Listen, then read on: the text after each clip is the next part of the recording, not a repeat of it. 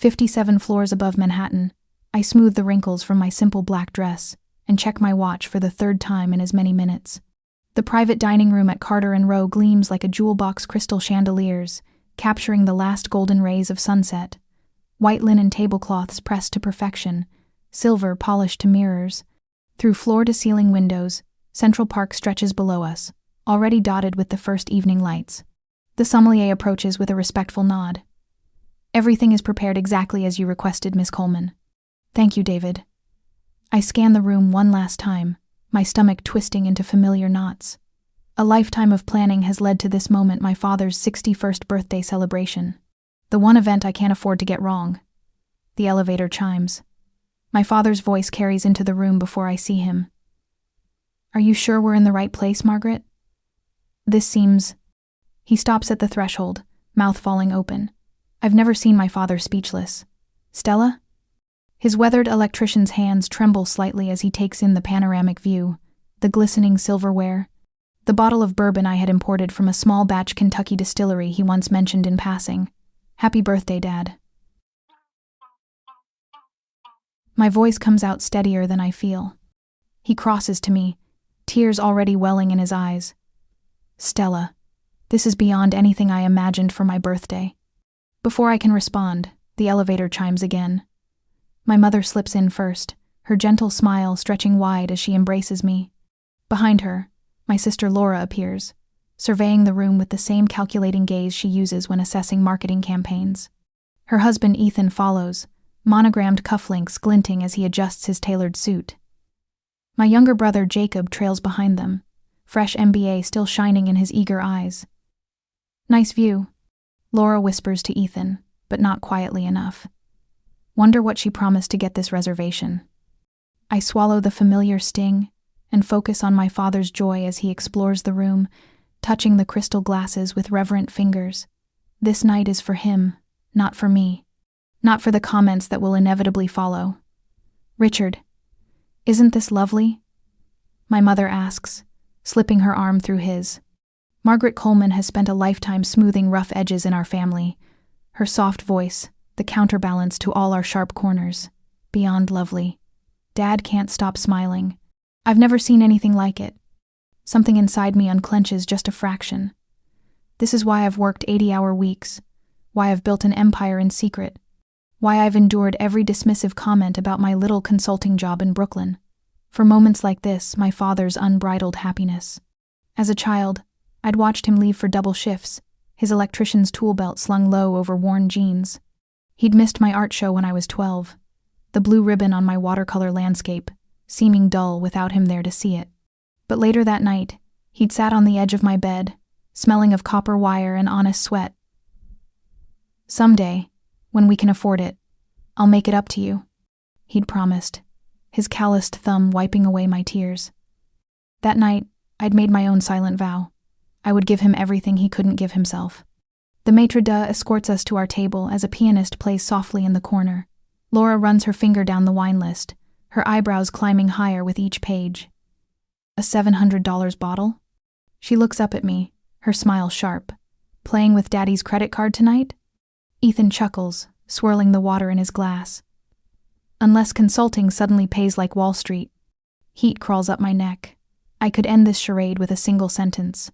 I could tell them about the company I've built from nothing, about the client list that includes presidents and celebrities, about the profiles written about me in business magazines they subscribe to but apparently don't read.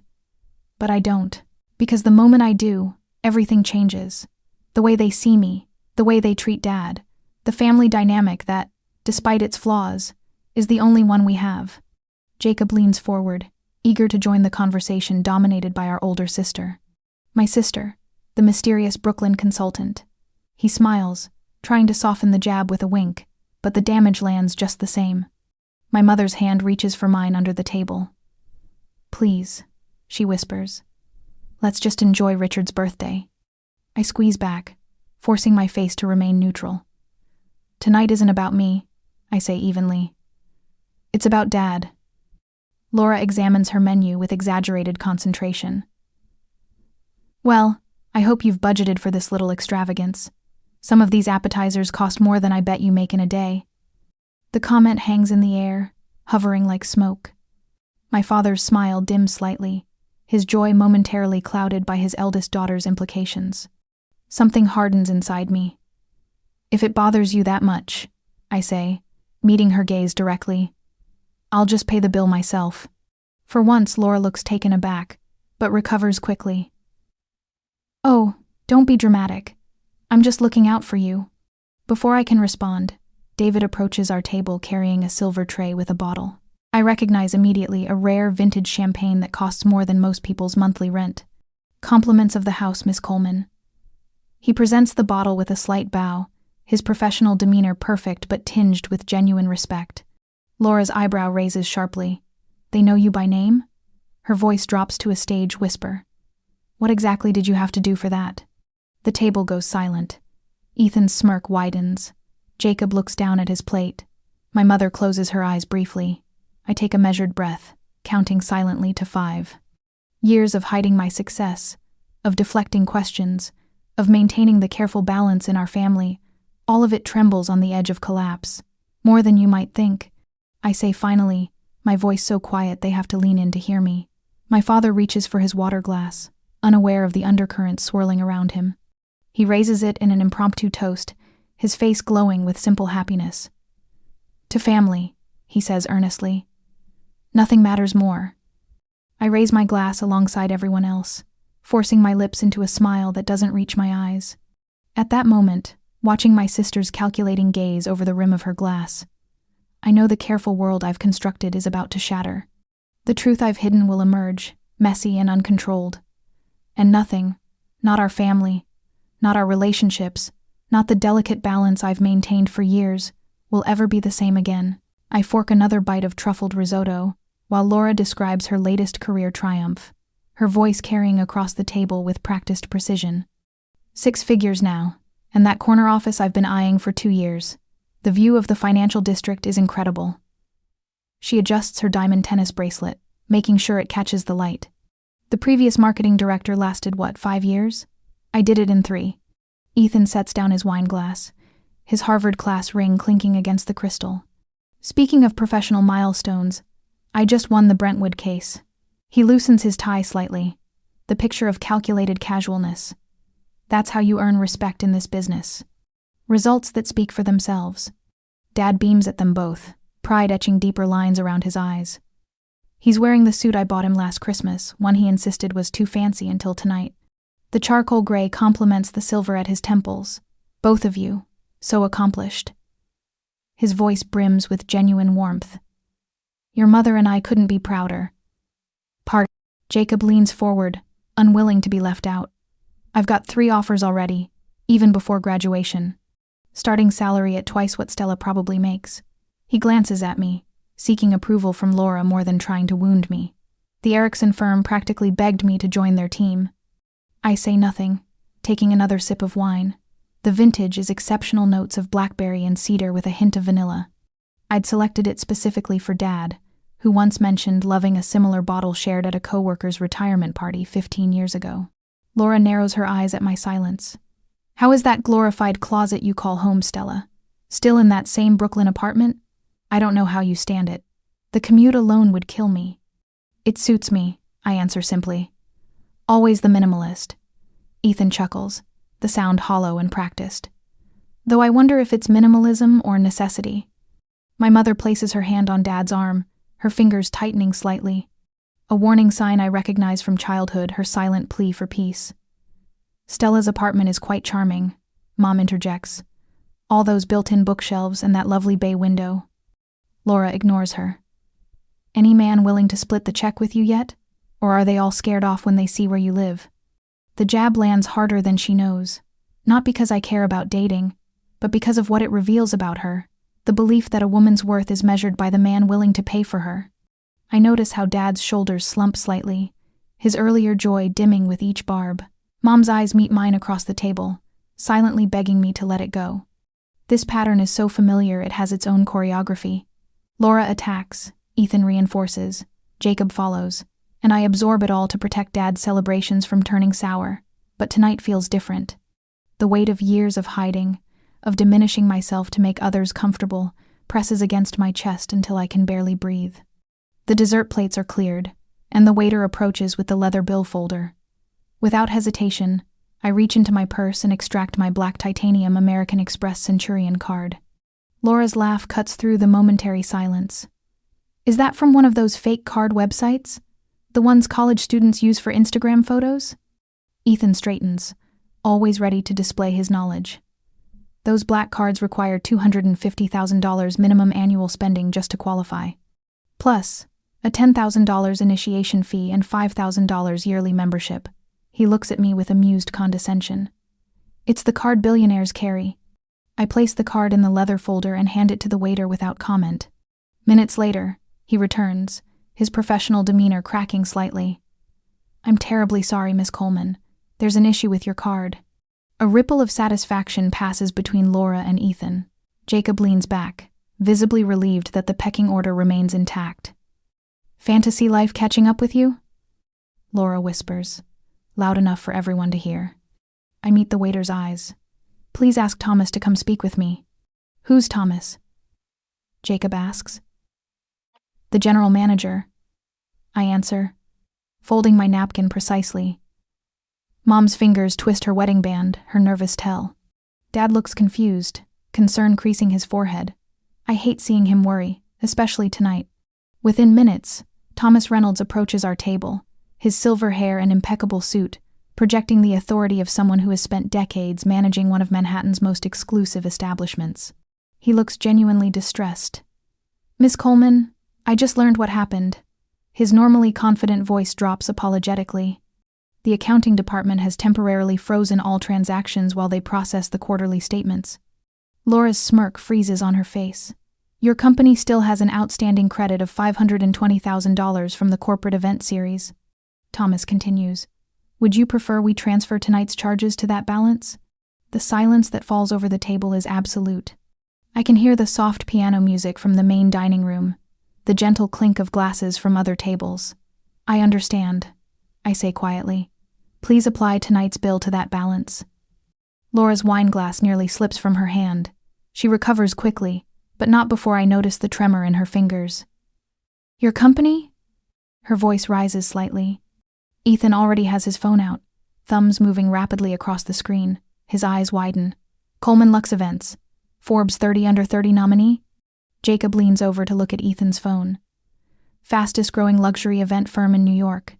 He reads aloud. Clients include Netflix, the United Nations, and...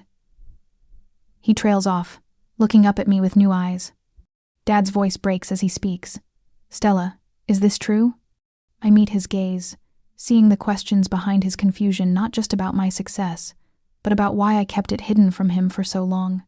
In that moment, I realize that my secrecy hasn't protected our relationship.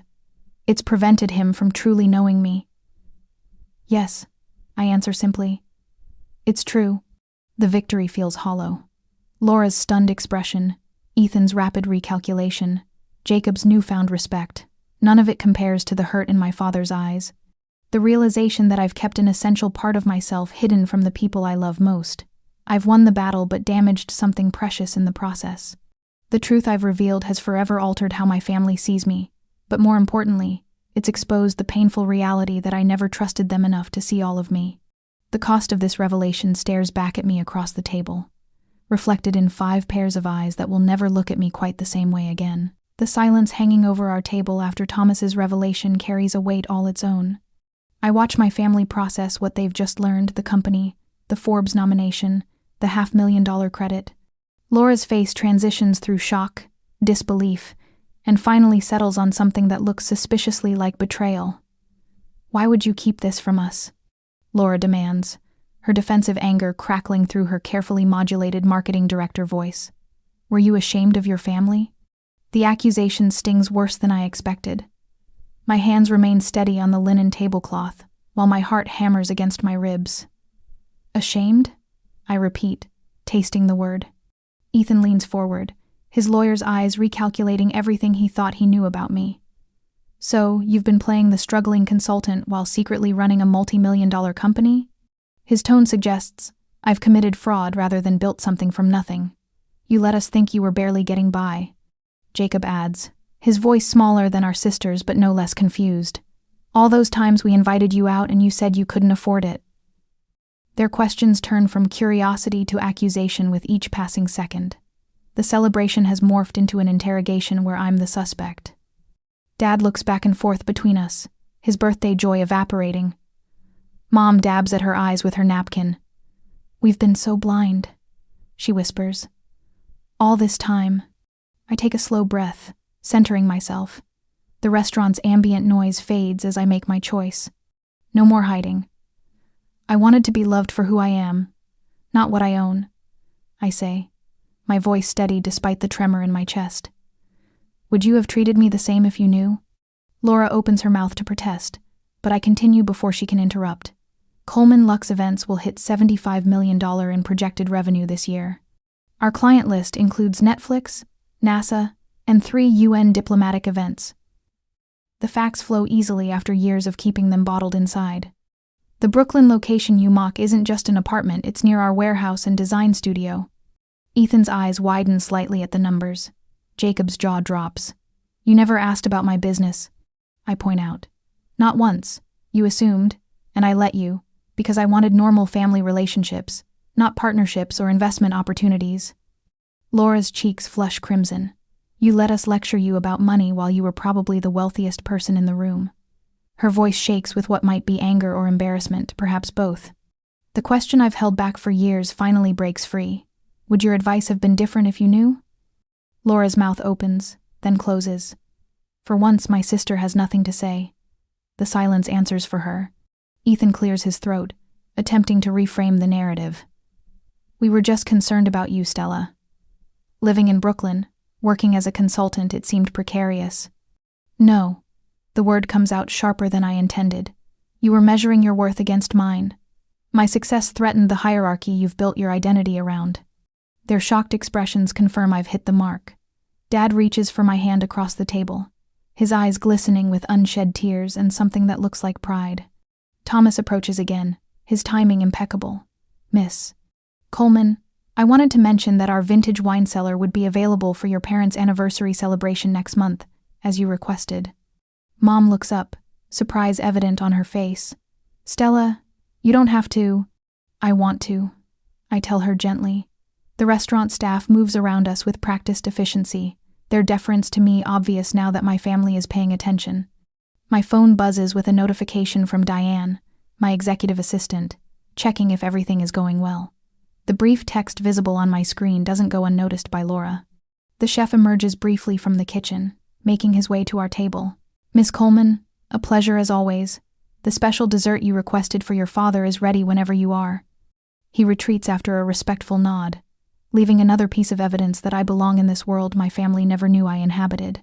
Dad straightens in his chair, raising his glass. His eyes, so like my own, meet mine with a clarity that cuts through the tension.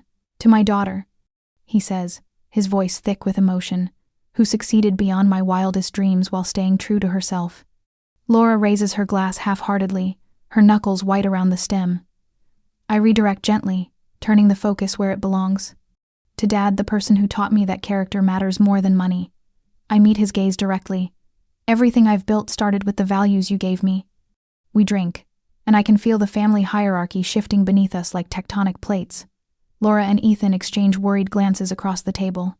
Jacob watches us all with newfound interest, as if seeing each of us for the first time. I observe my family's reactions with clear-eyed assessment, mentally cataloging each nuance. Laura's resentment simmers behind her perfect makeup. Ethan's calculation practically radiates from him as he reassesses my value in his network. Jacob's awe seems genuine, untainted by the ambition that drives our sister. Tonight has permanently altered every relationship at this table. The truth I've protected for years is now exposed, and we'll all have to navigate this new reality. As dessert arrives, Thomas leans down discreetly next to my chair. "Your team called about tomorrow's White House event," he murmurs. "They wanted to confirm your car service time." I nod slightly, aware of Laura's eyes tracking the exchange. Another piece of my real life, revealed. I wonder how many more surprises my family can handle in one evening. What I know for certain is that nothing will ever be the same again. Not my relationship with Laura, nor with Dad, nor with anyone at this table. The secret I kept to preserve our family dynamic has instead transformed it completely. And strangely enough, as I watch my father's face glowing with pride rather than the pity I'd feared, I find I don't regret it at all. The weight of revelation hangs over the table. My family stares at me with expressions ranging from awe to betrayal to calculation, all of them processing the truth about my company and my success. The power has shifted, but the dinner isn't over. Now comes the delicate part controlling the narrative. So, I begin, smoothing my napkin across my lap. Coleman Luxe events started small. Just me in my Brooklyn apartment with a laptop and one client who trusted my vision. I allow a hint of pride to creep into my voice, something I've never permitted myself around family. We've seen consistent growth of 60% year over year since then. My father leans forward, his eyes wide with wonder. How many people work for you now, Stella? 47 full-time staff, plus seasonal contractors depending on our event schedule.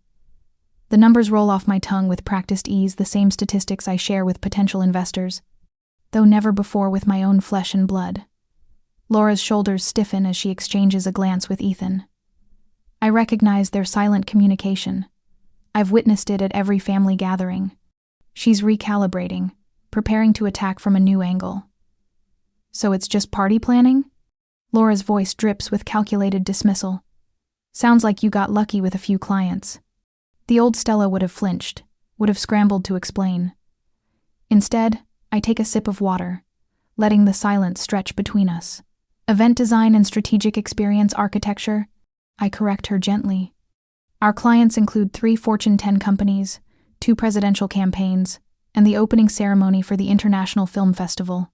I maintain eye contact with her, my voice steady. Luck might get you one client. It doesn't build a company valued at $75 million. Ethan shifts in his chair, his lawyer's mind visibly reassessing. The event industry is notoriously unstable, he says, straightening his cuffs. How are you managing risk? The overhead must be substantial. I recognize the pivot. If they can't diminish my success, they'll find weakness in it. I've prepared for this moment longer than they realize. We're diversified across sectors. I explain, selecting which truths to share. Corporate, entertainment, nonprofit. When one sector slows, others compensate. Our headquarters doubles as warehouse space, keeping overhead efficient. I offer just enough detail to establish competence without revealing vulnerabilities. My mother's hand trembles slightly as she reaches for her wine glass. I had no idea, Stella. All this time. Before I can respond, Laura leans forward, her marketing director persona fully engaged. Mom and Dad could certainly use financial help with their mortgage, she says, her voice honey-sweet, especially with rates these days. The trap is elegant in its simplicity. Position me as selfish for not sharing my wealth. Make me prove my family loyalty through financial support. I see Ethan's slight nod of approval at his wife's strategy. Jacob watches the exchange with widening eyes, while my father shifts uncomfortably in his seat. I fold my hands on the table, my signet ring catching the light. Actually, I paid off their mortgage last year. The silence that follows is absolute. My mother's gasp breaks it. The bank error they claimed? She presses her fingers to her lips. That was you? I nod, meeting my father's stunned gaze. And I've established a trust fund for your retirement. The quarterly statements you thought were from your pension supplements? Those are dividend payments. My father's eyes fill with tears. Stella, we had no idea. That was intentional, I say softly. I've arranged everything while respecting your independence. The trust is structured to supplement, not replace, what you've built. Laura's mouth opens, then closes. For once, she has no ready comeback. I help in ways that preserve dignity, not create dependence. I explain, the words directed at my parents but meant for my sister. Money can't fix everything, but it can remove unnecessary burdens. Jacob leans forward, curiosity replacing his earlier mockery. How did you build all this so quickly? Did you have investors? The genuine interest in his voice catches me off guard. I turn toward my younger brother, seeing him perhaps for the first time without Laura's influence coloring his behavior. I started with one perfect event that led to 3 referrals. Those led to 10 more. I find myself sharing the advice my first mentor gave me. Success isn't what you have, It's who you become. I focused on building authentic relationships first, then the business followed. My father wipes away tears with the back of his hand. That's my girl. His voice breaks on the words. Something shifts in the room, a glimpse beyond the business success to the person I've become. Even Jacob nods thoughtfully, absorbing the philosophy rather than just the financial outcome. Laura, seeing her avenue of attack crumbling, shifts tactics again. Her eyes narrow as she spots an opportunity. All this success and you still don't have a relationship? She asks loudly enough for neighboring tables to hear. Money can't solve everything, I guess. Before I can respond, Thomas appears at my elbow with perfect timing. Miss Coleman, he says with professional deference, Senator Mitchell's office called to confirm tomorrow's dinner. Shall I tell them you'll be attending alone, or will Mr. Harrington be joining you? I maintain my composure, though I catch the flash of surprise on Laura's face. Please confirm for both of us, Thomas. Thank you. Ethan attempts recovery with a forced laugh. Stella's got a boyfriend we haven't met? Must be serious if he's attending political dinners. Robert is a colleague, I correct him, refusing to be baited. We serve on the same charity board. Laura's frustration manifests in a direct attack. I guess money can't buy everything, she says, her voice sharp. Not real happiness. The table falls silent. Even Ethan seems uncomfortable with her transparency. I meet her gaze directly, my voice quiet but firm. I've chosen to invest in relationships that aren't measured by bank accounts. I reply, just as I've built a business that isn't measured by parties planned. My father interrupts the tension with genuine curiosity. What types of events does your company specialize in, Stella? The eagerness in his voice breaks through the battlefield of the dinner table. To my surprise, my mother reaches into her purse and pulls out a folded newspaper clipping.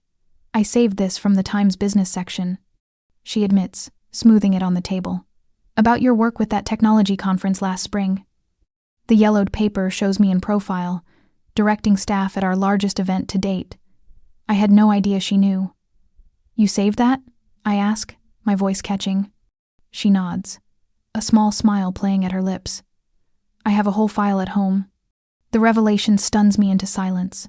All this time, she knew and said nothing, respecting my privacy, while privately celebrating my success. Jacob clears his throat. Do you ever take interns? He asks hesitantly.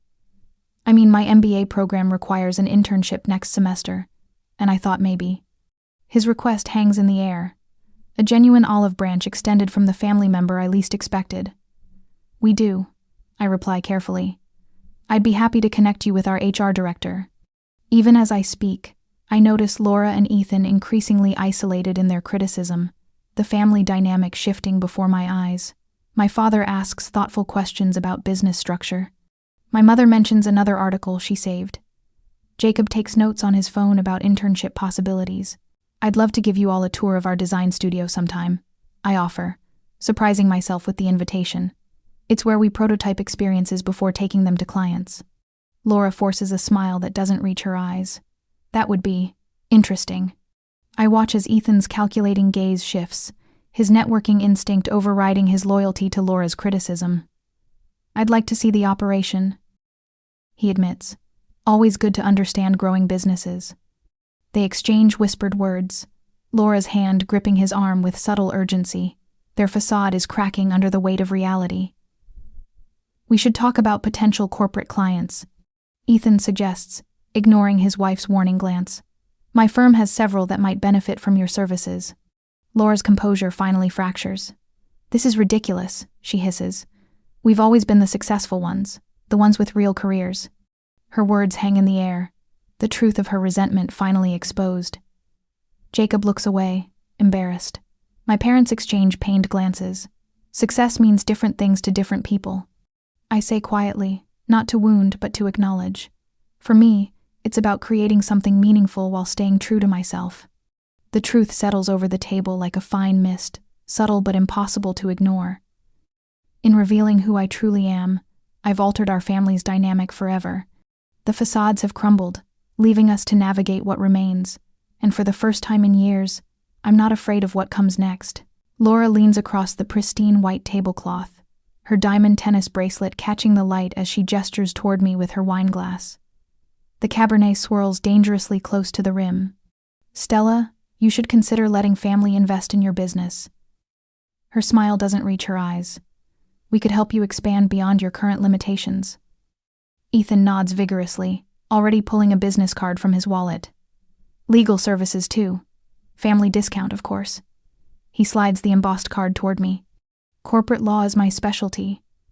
I watch their transparent pivot with quiet amusement. Just 30 minutes ago, they were mocking my little consulting job. Now they smell opportunity, circling like vultures disguised as doves. Jacob shifts uncomfortably in his chair, staring into his water glass.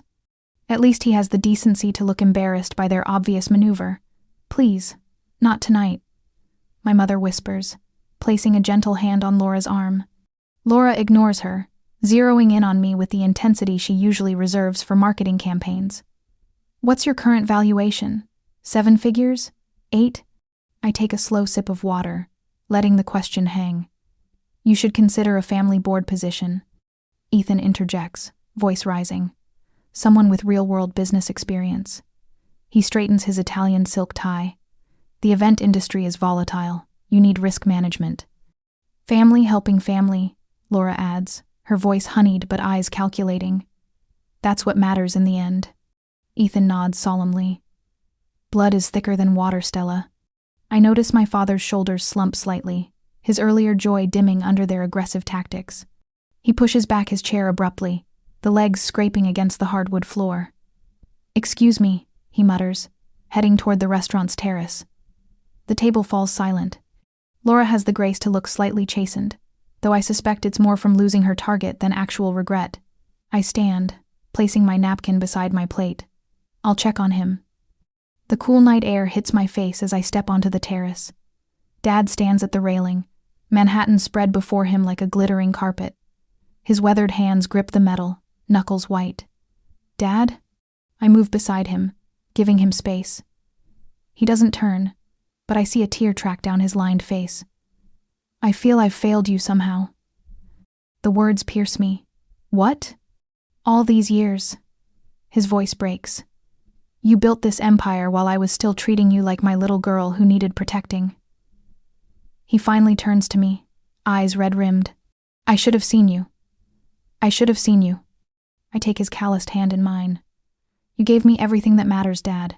Integrity, work ethic, kindness. I squeeze his fingers. The company is just brick and mortar. The person who built it, that's your legacy. He pulls me into a hug, smelling of the same aftershave he's worn since I was small. We stand there, the city lights twinkling below us, sharing a moment of truth that needs no embellishment. When we return to the table, my hand linked with my father's, Thomas approaches with perfect timing. Miss Coleman, he says with a slight bow. I wanted to discuss the option of hosting your parents' anniversary celebration next month. Our vintage wine cellar would be the perfect setting. I glance at my mother, whose eyes widen in surprise. I'd like to host your anniversary celebration next month in our vintage wine cellar, I announce, squeezing Dad's hand.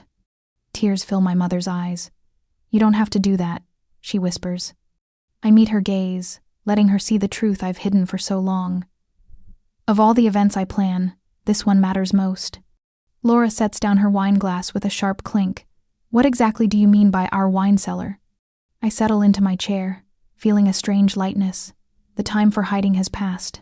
Coleman Luxe events started in my Brooklyn apartment 4 years ago. I begin, my voice steady. Just me, a laptop, and an extraordinary amount of coffee. I describe those early days sleeping on a futon beside stacked boxes of sample linens, cold-calling vendors, building relationships one handshake at a time. I focused on quality over flash, I explain, creating moments of genuine connection rather than Instagram opportunities. I watch understanding dawn in Laura and Ethan's eyes, the slow, dawning realization that they've underestimated me for years, not days or months, years. Without fanfare, I pull out my phone and open my photo gallery. This was the UNESCO Gala in Paris last month. I slide the phone toward them. And the film premiere in Los Angeles. The charity auction in London. Laura's finger hovers over the screen, not quite touching it, as if the images might burn. Is that Meryl Streep? I nod, scrolling to text messages from clients whose names they'd recognize instantly. Thomas steps forward again, his timing impeccable as always. Miss Coleman's reputation in the industry is unparalleled. He says simply, "We consider it an honor when she chooses our venue." My phone buzzes with an incoming call. I check the screen. "Excuse me, I need to take this." I step away slightly, keeping my voice audible. "Yes, Amanda? The White House confirmed for next weekend? Perfect. Thank you." When I return to the table, the silence is absolute. Even Laura seems at a loss for words.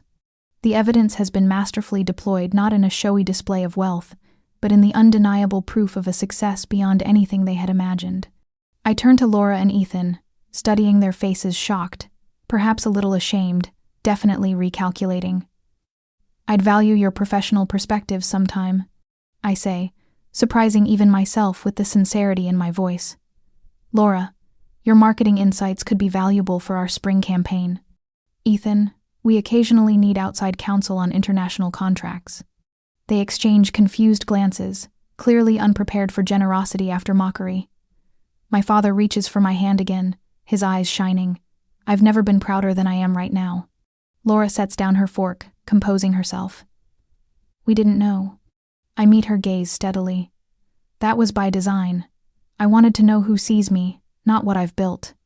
The realization hits her visibly, how thoroughly she's revealed herself, how completely the dynamics have inverted since dinner began. Her designer dress and statement jewelry, Ethan's status watch and monogrammed cufflinks, the symbols that had seemed so important hours ago now appear hollow against the backdrop of what I've quietly built. Jacob watches me with open admiration, seeing perhaps for the first time a different kind of success, one built on substance rather than show. My mother dabs at her eyes, pride transcending the material trappings around us. I signal discreetly to Thomas, who nods in understanding. My phone buzzes with another notification, and I smile. "There's one more surprise I've been saving," I say, looking around at the family that has, for better or worse, shaped me into who I am. The vintage wine cellar transforms under my touch. Amber light pools between stone arches, highlighting bottles that have aged longer than my parents' marriage. Crystal glasses catch and scatter the glow like stars. I adjust a centerpiece of ivory roses, their petals still touched with morning dew. 1 month since Dad's birthday, and everything has changed. "Miss Coleman, the chef would like final approval on the dessert presentation." Thomas approaches, the general manager's usual formality softened by genuine respect. "Of course." I straighten, catching sight of my parents entering. Dad's eyes widen like a child's on Christmas morning. Mom squeezes his arm, her quiet pride washing over me like a benediction. Behind them, Laura and Ethan hesitate at the threshold. My sister's gaze sweeps the room, no longer searching for flaws but studying details with newfound curiosity. Ethan's practiced smile looks less calculated tonight. Small victories. Jacob appears at my side, clipboard in hand. The video tribute is ready. I double-check the sound system myself. I smile at my brother, at the eagerness that now comes without the need to impress. "Perfect. You've been invaluable these past weeks." He glows under the praise, reminding me of the boy who once built entire cities from Lego blocks on our living room floor. The internship suits him, not because it's mine to give, but because he's earned it. My father raises his glass, the same rare champagne from his birthday, but the energy crackles differently tonight. "To my daughter," he says, voice steady with emotion, "who remembered what truly matters when success came knocking." The room stills.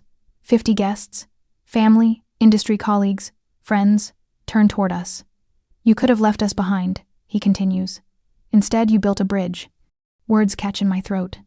I reach for Mom's hand, finding unexpected strength there. "I've kept every newspaper article," she whispers, eyes bright with unshed tears. "Every magazine cover." "You knew?" The question barely makes it past my lips. She squeezes my fingers. "A mother always sees more than you think." Later, as guests mingle between stone columns, I find myself describing Coleman Lux's national expansion to a group including Laura. The words flow naturally now, without calculation or fear.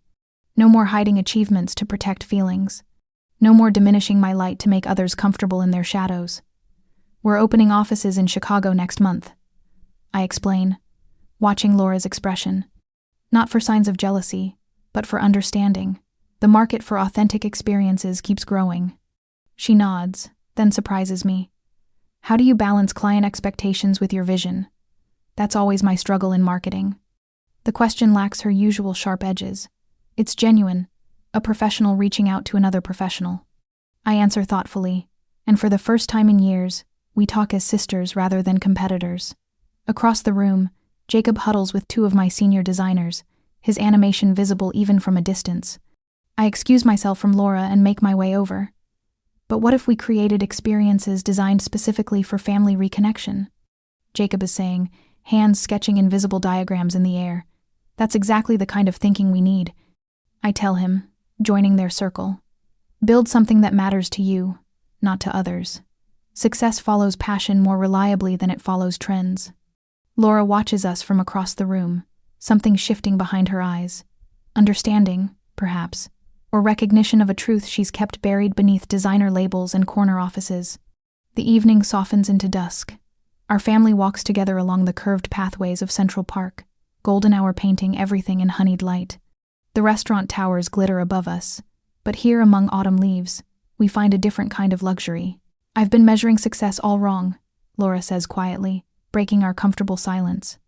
I study my sister's profile, seeing traces of the girl who once taught me to braid my hair, before achievements and salaries built walls between us. We all find our way eventually. I tell her, meaning it. Dad's arm settles around my shoulders, familiar and new all at once. Some treasures are visible, he says, nodding toward the skyline where my company logo glows, others hidden.